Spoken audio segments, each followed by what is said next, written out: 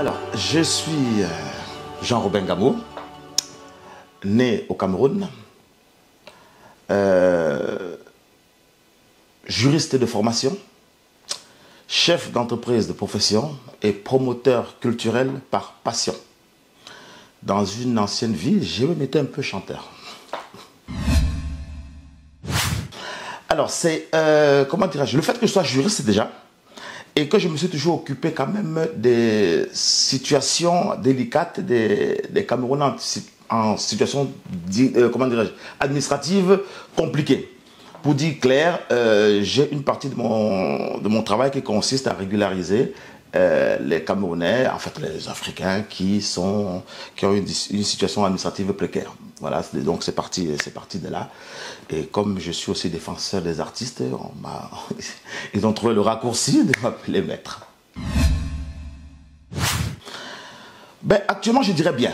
Honnêtement, je ne vais pas faire dans le fatalisme. Je crois que ça se passe plutôt bien maintenant. Il y a eu une période de calme. Il y a eu une période de morosité qui était due à la pandémie. Et maintenant, je sens que les choses sont en train de repartir, déjà avec deux gros événements camerounais qui n'avaient pas existé depuis des années, c'est-à-dire que Valsero au Zénith de Paris, et puis tout dernièrement Lady Ponce, sans oublier les soirées mondaines qui fleurissent par-ci par-là. Donc moi, je pense que c'est plutôt dynamique. Moi, je ne pense même pas qu'il s'agisse d'une guerre. C'est l'Afrique qui se dynamise. C'est l'Afrique qui montre qu'elle est présente à Paris, qu'elle est présente en Europe. Vous avez vu, les deux événements marcher.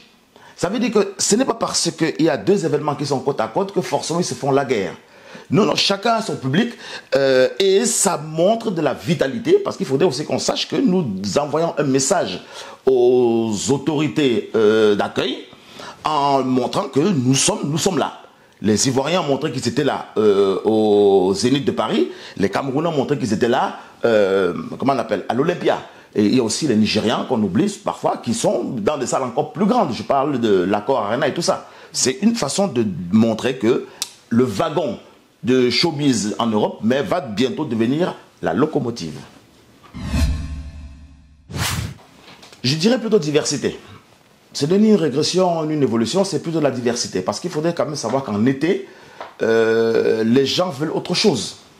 Je salue plutôt ceux qui ont eu cette idée géniale de créer des barbecues géants pour réunir la communauté en plein air, profiter du beau temps, sachant que souvent, entre le mois de juin et août, parfois il n'y avait pas beaucoup d'activités. Donc cette idée de créer des barbecues, moi je trouve que c'est une bonne chose. Ça change. Maintenant, si on fait des barbecues en janvier, février, je dirais que bon là, ça devient n'importe quoi. Mais vu que c'est pendant l'été, c'est une évolution, ça diversifie les événements et ça donne le ton à une nouvelle façon de faire. Parce que bon, maintenant ça commence plutôt à 14 h, ça veut dire que les gens peuvent venir en famille. Alors que les événements du soir qui commencent à 20 h, parfois 23 h, minuit, les jeunes sont exclus, les enfants sont exclus. Moi, je pense que c'est plutôt une bonne chose, une bonne évolution dans l'offre culturelle qu'on puisse proposer aux Camerounais. Oui, pourquoi ce projet? Parce que je me suis rendu compte que, contrairement à d'autres communautés, africaines en particulier, on ne sait pas travailler ensemble. Les Camerounais sont très talentueux, mais chacun de son côté.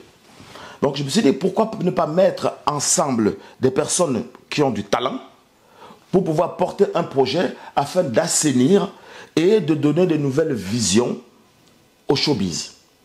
Je n'ai pas voulu ouvrir de façon ostentatoire à tout le monde. Pourquoi? Parce que je préfère qu'on travaille d'abord avec les véritables acteurs culturels qui ont fait leurs preuves.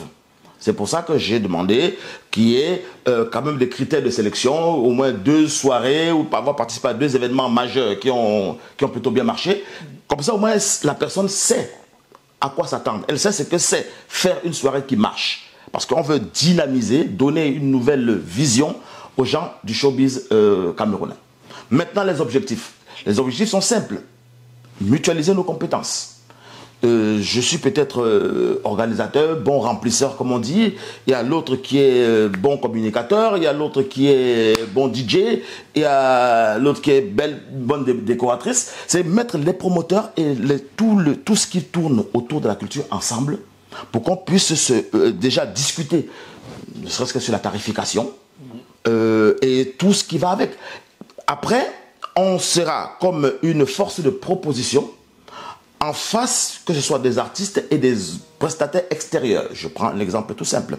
Les consommations d'alcool, vin et spiritueux.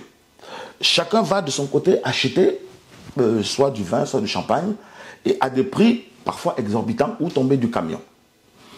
Alors que si on se met ensemble, on se dit, cette année, nous avons à peu près, on va dire, une quinzaine, une vingtaine d'événements, et qu'on aille vers un distributeur, tous ensemble, en leur disant, chaque mois, nous aurons besoin de telle quantité, en sachant qu'à la fin, ça va vous faire telle quantité, les discussions seront différentes. Il y a beaucoup de producteurs, de distributeurs, même de viticulteurs camerounais dans le milieu, qui proposent du champagne, qui proposent du vin, mais ils sont un peu marginalisés. On préfère aller acheter chez les gens qui n'en ont rien à faire de nous. Alors que si on valorisait ces personnes, on pouvait se mettre ensemble et c'est toujours le Cameroun qui gagne.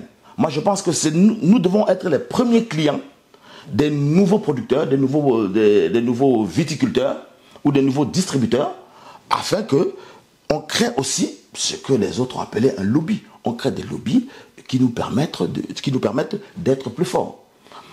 Par rapport aux artistes, moi je proposerais qu'on essaie de voir la rémunération des artistes peut-être un petit peu à la hausse, mais qu'on pense aussi aux promoteurs, que les promoteurs culturels puissent s'en sortir lorsqu'ils font un événement. Ça va peut-être choquer. Moi je crois que le promoteur doit profiter de tous les revenus de la soirée qu'il a organisée.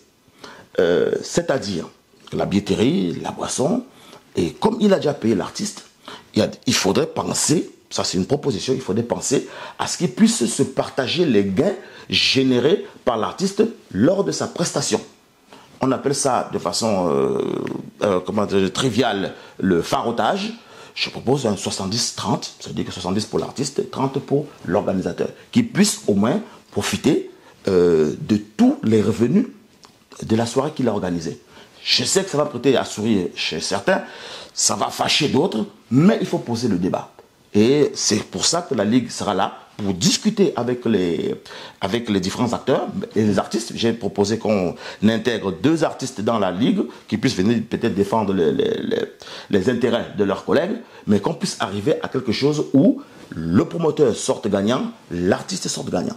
Pour finir, en ce qui concerne les artistes, l'inscription à la SACEM, l'inscription dans tout ce qui est droit d'auteur. Peut-être si les promoteurs aussi se mettent à cotiser pour les artistes, ça sera un peu plus fluide. Ce ne sont pas des sommes exorbitantes, mais si on pense à cotiser aussi là-bas, les artistes seront peut-être plus à même d'accepter qu'on puisse partager ensemble les revenus qu'ils auront générés.